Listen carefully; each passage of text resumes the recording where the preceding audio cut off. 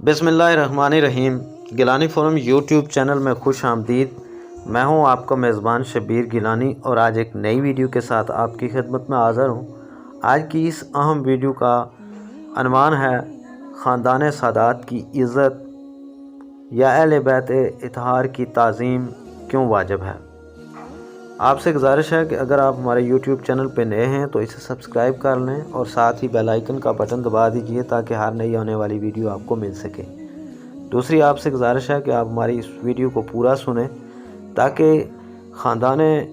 रसालत या अहले बैत इत्हार के हवाले से जो इबहाम पाए जाते हैं वो क्लियर हो सकें। तो हम अपनी गुफ्तगू का आगाज़ एक वाक़े से करते हैं। रवायात में आता है कि हुज़ूर रसालत मआब सल्लल्लाहु अलैहि वसल्लम के ज़माने में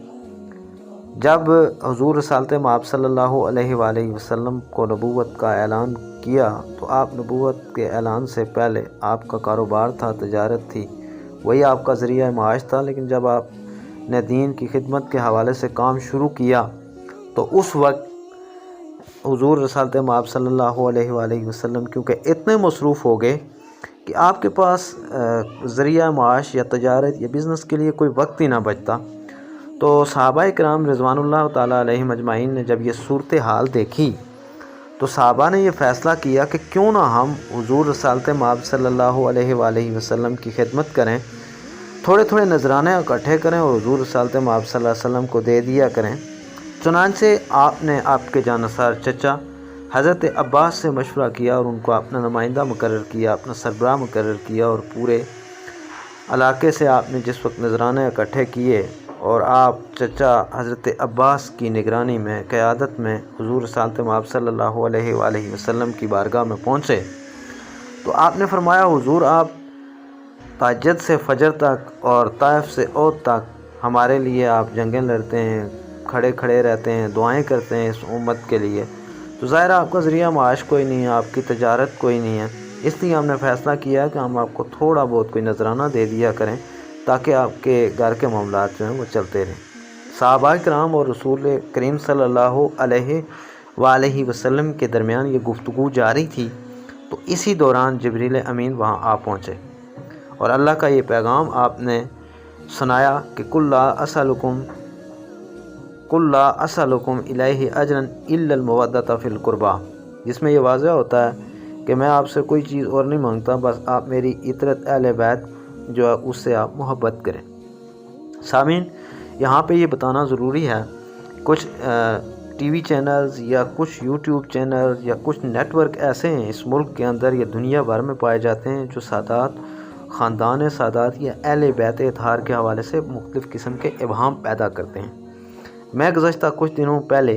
एक यूट्यूब चैनल पे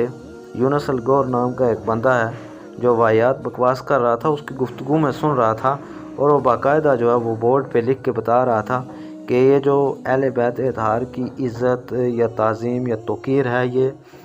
कम होती जा रही है और ये 7 पुश्तों तक तो ये बरकरार रही है, 7 पुश्तों के बाद ये ख़त्म हो गई। हालांकि ऐसी कोई बात नहीं है।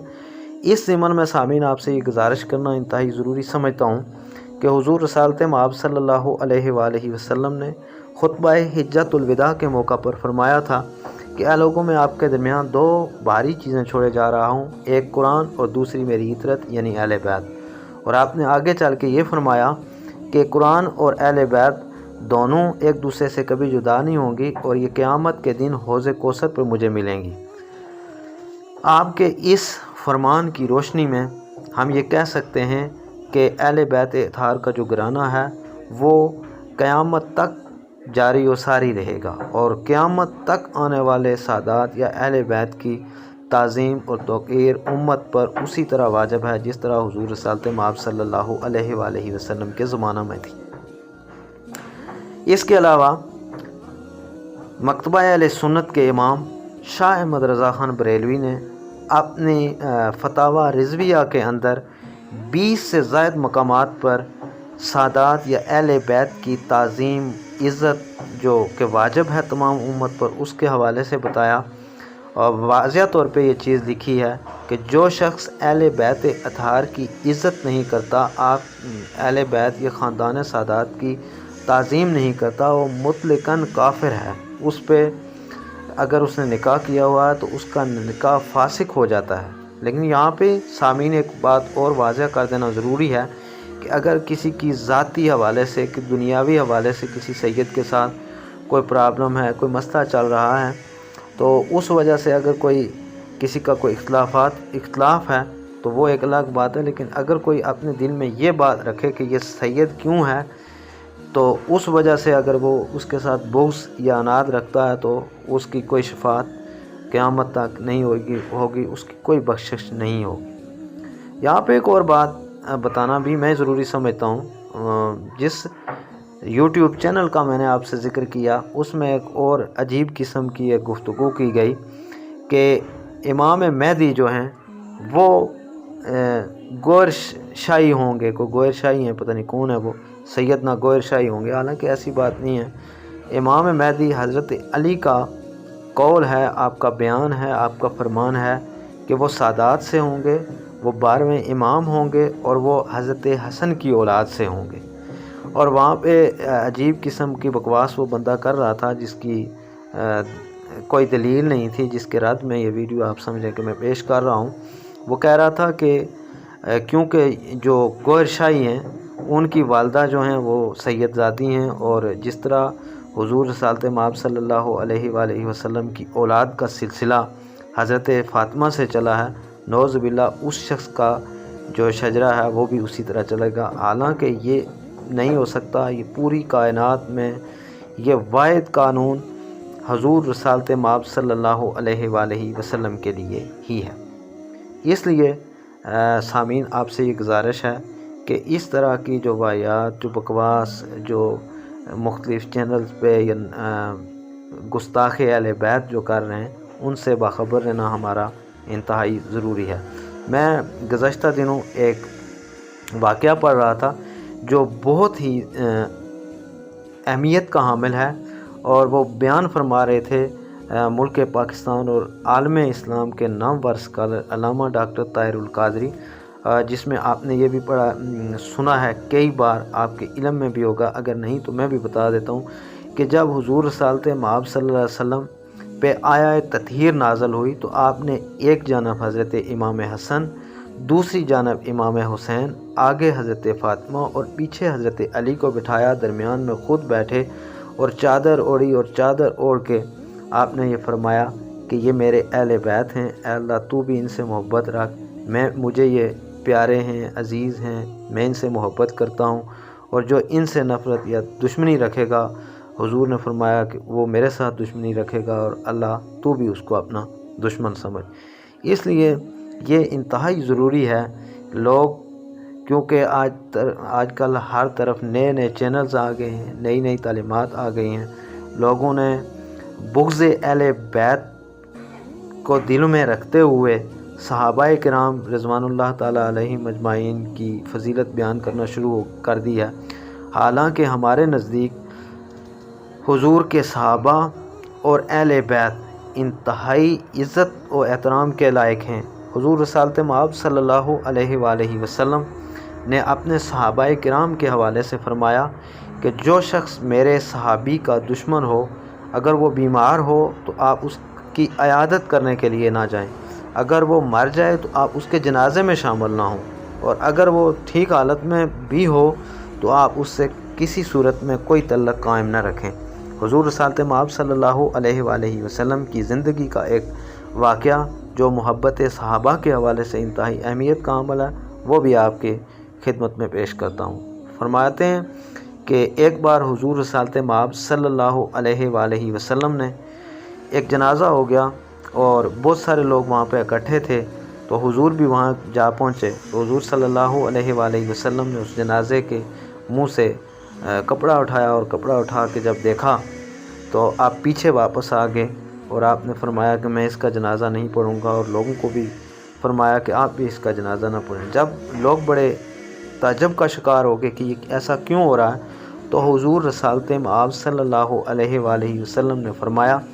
کہ اس کا جنازہ نہیں ہو سکتا۔ صحابہ نے اصرار کیا کہ حضور ہمارے ماں باپ آپ پہ قربان جائیں، آپ ایسا کیوں فرما رہے ہیں؟ تو حضور رسالت مآب صلی اللہ علیہ وآلہ وسلم نے فرمایا